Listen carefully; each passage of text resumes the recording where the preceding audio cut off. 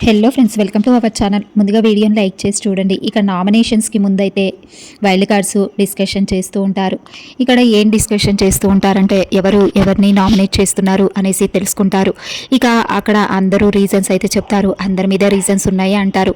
ఇక అక్కడ మాధురి అయితే నేను భరణిని చేస్తాను, భరణి దివ్య నిఖితని చేస్తాను, భరణి అంత సేఫ్ ప్లేయర్, ఏ మాటే ఆడట్లేడు, అంతా అమ్మాయి చుట్టూ తిరుగుతూ అమ్మ బుజ్జి అనుకుంటూ తిరుగుతున్నాడు అనేసి మాధురి గారు అంటారు.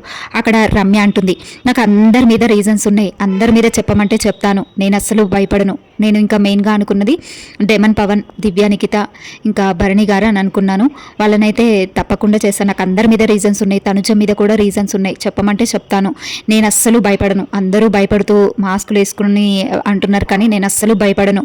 బుర్ర లేదని కూడా అనేస్తాను, అన్నీ అనేస్తాను, నేను అస్సలు భయపడను నామినేషన్లో అనేసి రమ్య అంటుంది. అక్కడ నిఖిల్ అంటాడు, నాకు కూడా రీజన్స్ ఉన్నాయి, అందరి మీద అందరూ సేఫ్గానే ఆడుతున్నారు, స్ట్రాంగ్గా అయితే ఎవ్వరూ లేరు అనేసి నిఖిల్ అంటాడు. అక్కడ గౌరవ్ కూడా అంటాడు, అంటే నాకు స్ట్రాంగ్గా డెమన్ పవన్ అనిపిస్తుంది, అంటే అక్కడ అతను ఫిజికల్లీ స్ట్రాంగ్ అంతే, మెంటల్లీ అస్సలు కాదు, ఎప్పుడూ అమ్మాయిల చుట్టూ తిరుగుతూ ఉంటారు వీళ్ళు అనేసి రమ్య అంటుంది. అక్కడ డిస్కషన్ అయితే సీరియస్గా చేసుకుంటారు, ఎవరు నామినేట్ చేయాలి అనేసి. నాకైతే అందరి మీద రీజన్స్ ఉన్నాయి, ఎవ్వరూ స్ట్రాంగ్ అనిపించట్లేదు హౌస్లో అనేసి రమ్య అంటుంది. నేను గట్టిగానే ముఖం మీదే చెప్పేస్తా, ఫేస్ టు ఫేస్ చెప్పేస్తా, నేను అస్సలు భయపడను, ఎందుకు ముసుగులు వేసుకొని నేను ఆట ఆడను, నేను స్ట్రాంగ్గానే ఉంటాను, నేను నెక్స్ట్ వీక్ నుంచి నామినేషన్లో ఉన్నా పర్వాలేదు, నేనైతే గట్టిగానే చెప్పేస్తాను అందరికీ అంటుంది. అక్కడ మాధురి కూడా అవును, ఏదన్నా రీజన్ ఉంటే స్ట్రాంగ్గా చెప్పాలి అంతే అనేసి అక్కడ డిస్కషన్ చేస్తూ ఉంటారు వైల్డ్ కార్డ్స్.